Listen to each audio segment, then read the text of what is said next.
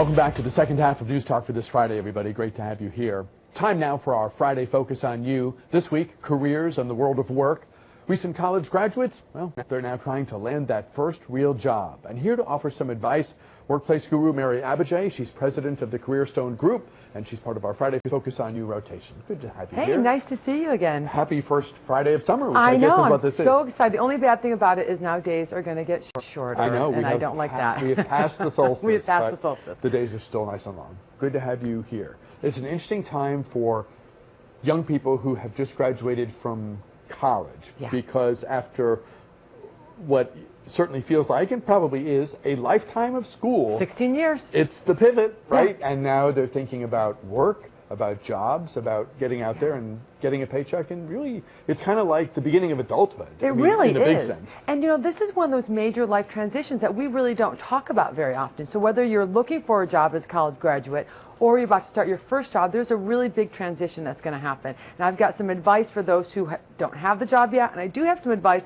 for those who are starting their first job. Okay, well, so I'm glad you mentioned that, because that gives us two really meaty tracks to go down. Where do you want to begin with? Let's say you have a job and you're starting to get acclimated to your new employer, and the fact that you are a 9-to-5er now? Yeah, that's right. And that's, first of all, get used to the fact you're a 9-to-5er. That's going to be a big transition for some people, because what we all discover about 3 months into working is that work kind of sucks. You know, you got to sit behind a desk all day, right? And you don't have this stuff. And we see what we call first job blues. It happens around 3 to 6 months. So if you feel yourself getting a little depressed or a little lethargic, it may not be the job. It just might be this natural transition. So stick with it.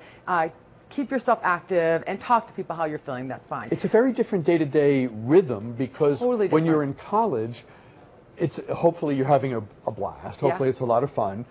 Often someone else is paying the bills, and you can set up, you know, often certainly your Monday to Friday schedule is set up in such a way where you have a lot more independent choice of how you spend your time. And probably there are some days of intense, like I'm in class, you know, I got morning and midday, and then maybe a couple of light days.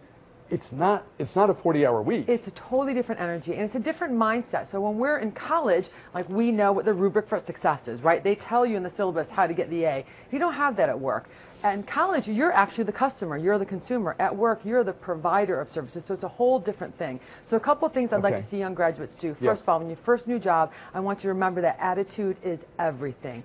All employers want to see someone who's excited, who's motivated, who is a self-starter, who's willing to learn, and they want to see employees that are willing to take on the menial tasks. And everybody has to learn that. And so often we see, my big thing is value the menial. So if they ask you to make copies, or they ask you to do things that you didn't go to college for, please know that that is a test. People give you those smaller jobs to see how you can execute them. And so you want to execute those smaller jobs with as much enthusiasm, gusto, and just verve that you can. If you have to make copies, be the best one at making the copies, because that's how opportunities come, when they see you doing great work. And also, competition hasn't ended now. You have to work harder than the person next to you.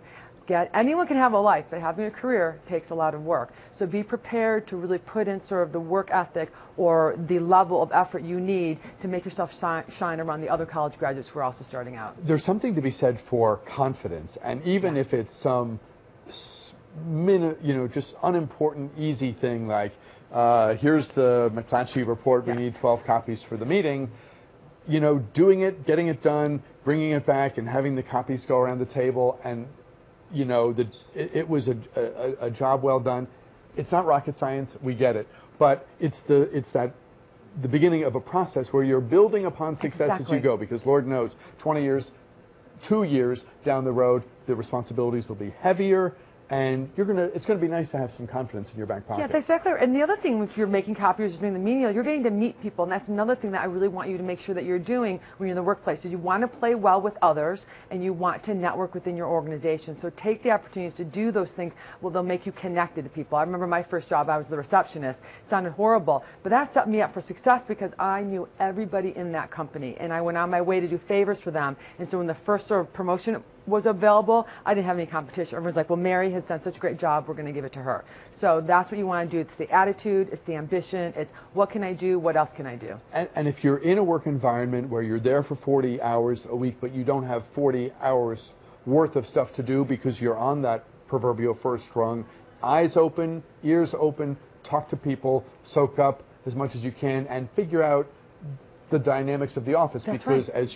as you seek advancement or greater opportunity, or as someone grabs you and gives you an assignment that you were totally not expecting, that sort of soft info that you've gathered of your own initiative can be very helpful. Yeah, and if you don't have enough work to do, instead of like resist the urge to go on Facebook or LinkedIn or Snapchat or whatever the kids are doing today, and find opportunities, like go to people, ask them, do you need help on this project? Volunteer for other projects, because you're exactly right. That's going to build your network, and that's also going to build your self-worth in the organization.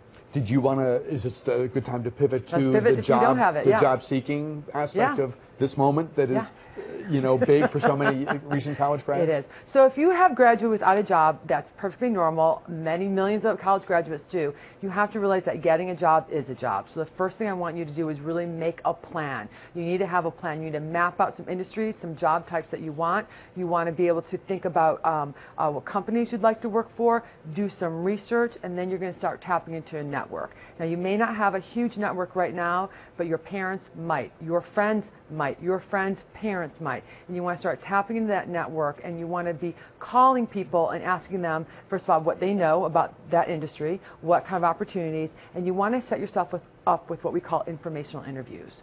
Informational interviews are not job interviews. It would be like, you know what, I'd really like to go into broadcasting. You're my dad's friend. I've just made you really old, Bruce. You're my dad's friend. Can I have 15 minutes of your time? Yeah, my young father's friend. Can I have 15 minutes of your time to learn about the broadcasting world?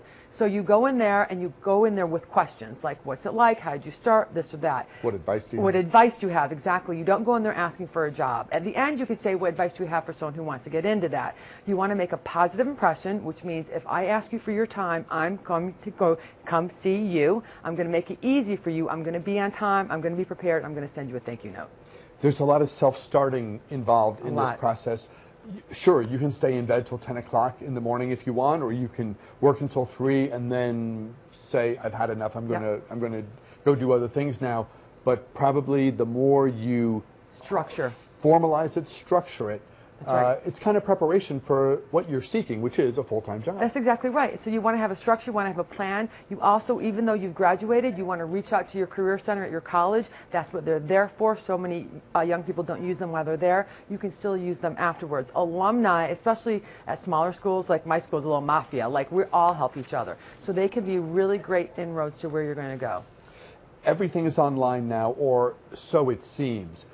Do you counsel people to vary their approach? In other words, not just have everything in your research about potential jobs or potential companies or your interaction with whomever be online. Mix it up with phone calls and meetings, and just... You are not getting your job off of Mockster.com. Don't lock into the computer. Exactly. You're not going to get your job off Mockster.com. Sorry, Mockster, but that's just one of many ways. What you want to do is you want to contact people directly. You have to have a network. You can do things like volunteering, which is another great way. Volunteer for an organization, because other volunteers will be in other organizations.